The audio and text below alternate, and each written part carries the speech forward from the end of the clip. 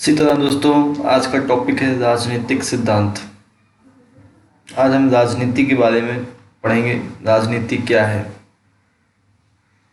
इसका क्या योगदान है समान जनमानस की सेवा में, और राजनीति हमें कैसे करनी चाहिए, क्यों करनी चाहिए। ये सभी छोटी छोटी चीज़ें मैं आपको विस्तार से समझाने की कोशिश करूँगा। राजनीति का जन्म इस बात से होता है कि जो हमारे और हमारे समाज के लिए क्या सही है, क्या गलत है, ये राजनीति है। क्या करना चाहिए, क्या नहीं करना चाहिए, वो राजनीति है। एक प्रकार की राजनीति क्या है, जनसेवा है। लेकिन आज जनसेवा नहीं बची, आज खुद की सेवा हो गई है। तो राजनीतिक जो सिद्धांत होते हैं वो राजनीतिक जीवन को अनुप्राणित करने वाले स्वतंत्रता, समानता और न्याय जैसे मूल्यों के बारे में सुव्यवस्थित रूप से विचार करता है। वो राजनीतिक सिद्धांत है। सभी लोगों को स्वतंत्रता हो, समानता हो, न्याय मिले, इस प्रकार के जो मूल्यों के बारे में जो विचार किया जाता है वो राजनीतिक सिद्धांतों में किया जाता है। असल में असली राजनीति वो है, सभी को न्याय मिले, सभी के साथ समान व्यवहार और बंधुत्व की भावना और समानता हो, वो राजनीति है।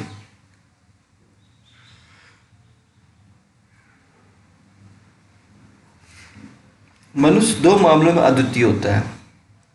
पहली बात क्या होती है, उसके पास विवेक होता है, बुद्धि होती है और अपनी गतिविधियों में उसे व्यक्त करने की योग्यता होती है। बुद्धि के द्वारा वह सब कुछ करता है। आधुनिक काल में क्या हुआ था, जो रूसो थे, महान दार्शनिक विचारक, उन्होंने कहा कि स्वतंत्रता मानववाद का मौलिक अधिकार है। बिल्कुल सही कहा, सभी लोग स्वतंत्र हैं, उनको वो व्यक्ति का मौलिक अधिकार है। और कार्ल मार्क्स ने भी यही तर्क दिया कि समानता भी उतनी ही निर्णायक होती है जितनी कि स्वतंत्रता। अगर हम सभी लोग को स्वतंत्र कर देंगे और सभी को स्वतंत्र कर दिया हो लेकिन समान व्यवहार ना करें किसी के साथ, तो वो किसी काम की नहीं है। तो समानता भी है। और गांधी जी ने अपनी पुस्तक लिखी थी हिंद स्वराज, उन्होंने कहा कि वास्तविक स्वतंत्रता और स्वराज के अर्थ की विवेचना उन्होंने हिंद स्वराज में की। और अम्बेडकर जी ने इन्हीं सब चीज़ों को बहुत जोरदार तरीके से रखा। उन्होंने क्या किया, अनुसूचित जातियों को अल्पसंख्यक मानना चाहिए और उन्हें विशेष रक्षा देना चाहिए। और अम्बेडकर जी आरक्षण का नियम लागू करवा गए।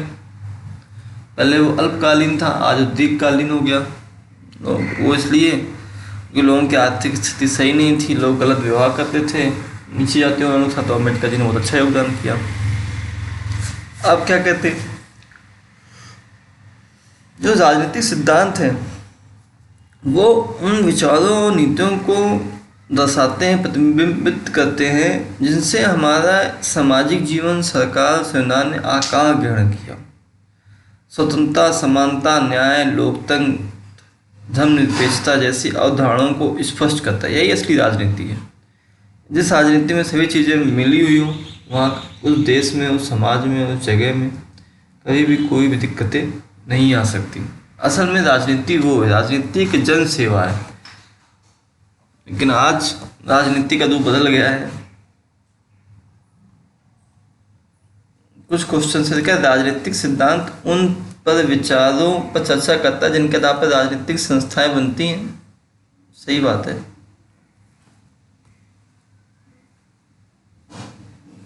राजनीतिक सिद्धांत विभिन्न धर्मों के अंतर संबंध की व्याख्या करता है, ये गलत है, ऐसा नहीं करता है। समानता, स्वतंत्रता जैसे अवधारणाओं के अर्थ की व्याख्या करता है राजनीतिक सिद्धांत। हाँ, राजनीतिक दलों के प्रदर्शन भविष्यवाणी करते हैं, गलत।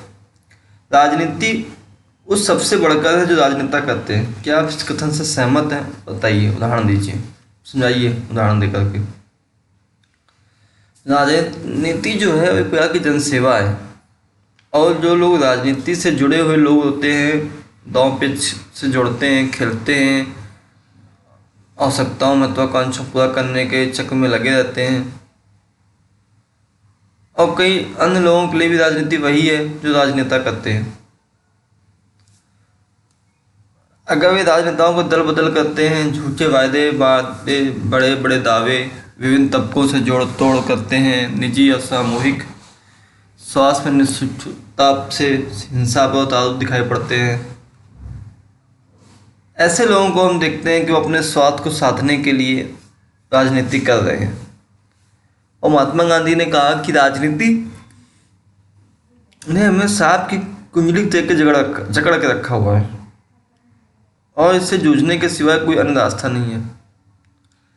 राजनीतिक संगठन और सामूहिक निर्णय किसी ढांचे के बगैर कोई भी समाज जिंदा नहीं रह सकता।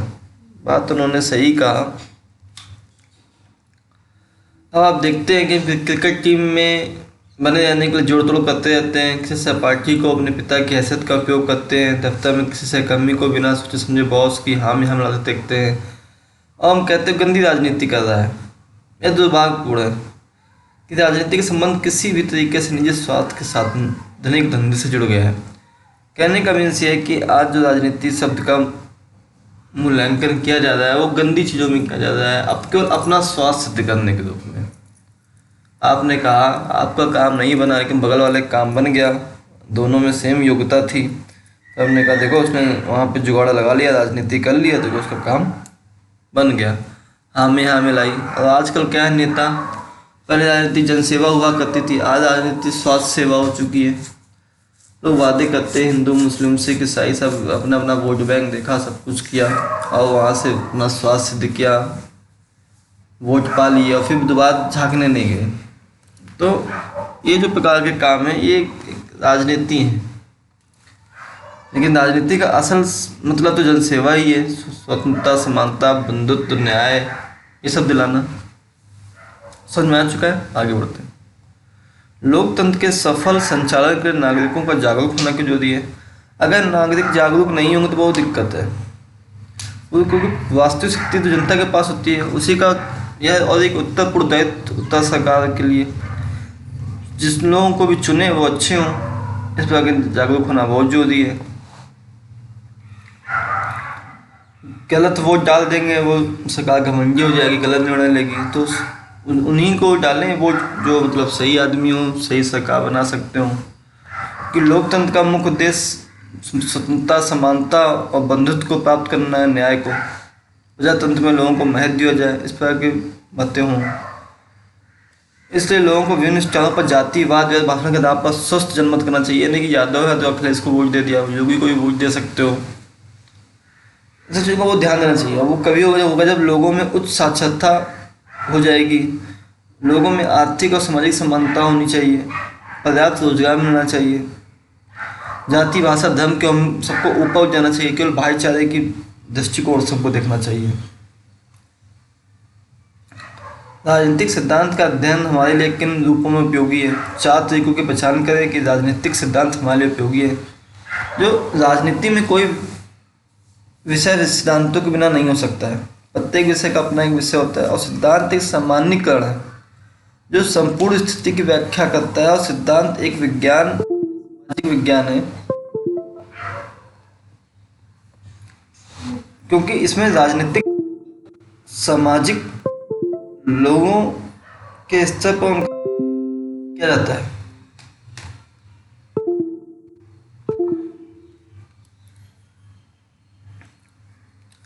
जिसी प्रकार डार्विन का सिद्धांत, न्यूटन का नियम, आकर्षण सिद्धांत प्रेरणा का स्रोत, उसी प्रकार राजनीतिक सिद्धांत प्रेरणा का स्रोत रहा है।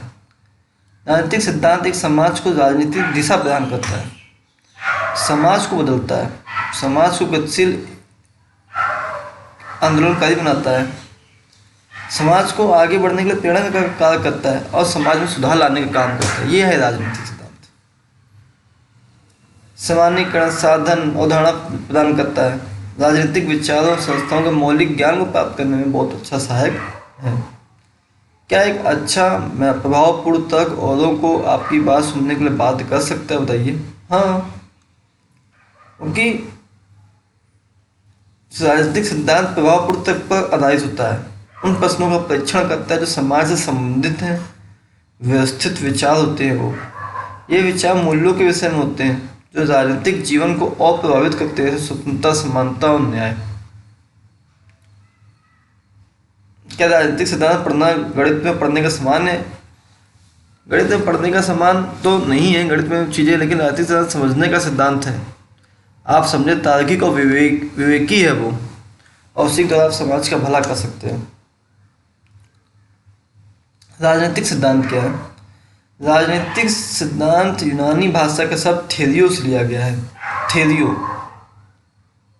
थेरियो, जिसका अर्थ होता है पकड़ना या जानना या किसी वस्तु को समझाना, वो राजनीतिक है। तो जो राजनीतिक सिद्धांत शब्द है वो कौन सी भाषा से लिया गया है? याद रखिएगा, थोरियो से लिया गया है, जिसका अर्थ होता है पकड़ना, जानना या किसी वस्तु को समझाना। राजनीतिक सिद्धांत विज्ञान व दर्शन का महत्वपूर्ण अंग है, क्योंकि यह सामान्यीकरण और निर्णय पर आधारित होता है। एक राजनीतिक घटना, राजनीतिक व्यवस्था और उसका विश्लेषण है। और राजनीतिक सिद्धांत निश्चित रूप से समाज के लोगों के लिए होता है, इससे समाज के लोगों को समर्थन प्राप्त हो और उनकी स्वीकृति प्राप्त हो। राजनीति क्या है मैं आपको समझा चुका हूँ। एक अच्छे सिद्धांत के मुख्य लक्षण क्या है? सिद्धांत को हमेशा औचित्यपूर्ण होना चाहिए, काल्पनिक नहीं होना चाहिए, समाज का समर्थन प्राप्त होना चाहिए, हमेशा उद्देश्यपूर्ण होना चाहिए, वैज्ञानिक विधियों पर आधारित होना चाहिए और विशिष्ट प्रकार का होना चाहिए। वही एक अच्छे सिद्धांत की खासियत होती है।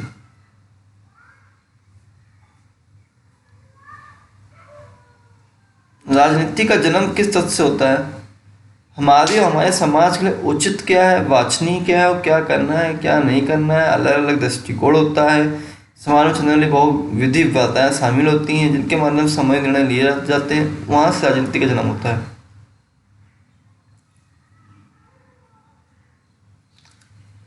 राजनीति की गांधीवादी सिद्धांत की प्रमुख विशेषताएं और लक्षण बताइए। गांधी जी के अनुसार जो थे सिद्धांत वही गांधीवादी सिद्धांत कहे गए हैं। तो गांधी जी महान विचारक थे, सिद्धांतवादी माने जाते हैं, और उनके सिद्धांत का औचित्य आजकल भारत में नहीं बिल्कुल संपूर्ण विश्व में फैला हुआ है। उनके सिद्धांतों का औचित्य पहले की अपेक्षा आज अधिक हो चुका है।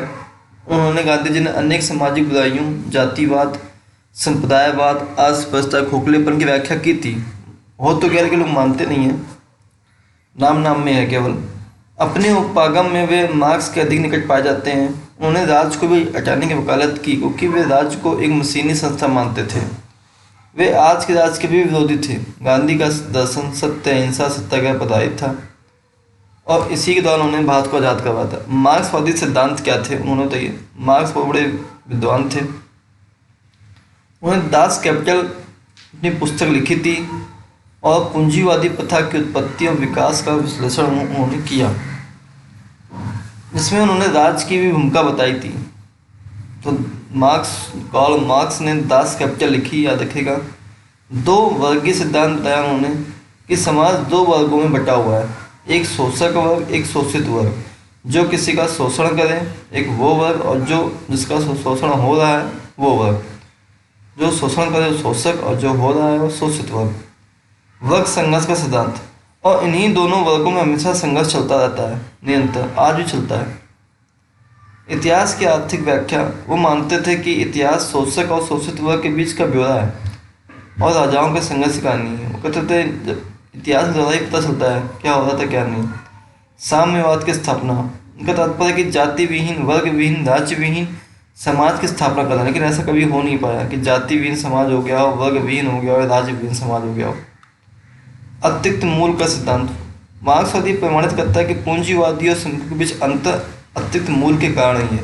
बिल्कुल सही कहते थे वो कि अमीर और गरीब के बीच का जो अंतर है वो कुल पैसे के कारण ही है। तभी दास कैपिटल आज ही बहुत फेमस बुक है, कार्ल मार्क्स की, आज भी याद किए जाते हैं। परंपरागत और अपरंपरागत राजनीतिक सिद्धांतों में अंतर बताइए।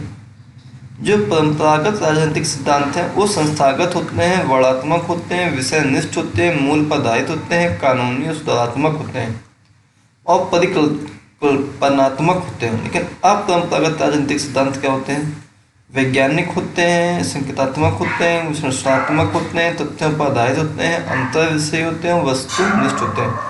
दोस्तों, आज राजनीतिक सिद्धांत और टॉपिक हमारे साथ आप बने रहे। खत्म होता है। बहुत बहुत धन्यवाद। जय हिंद, जय भारत।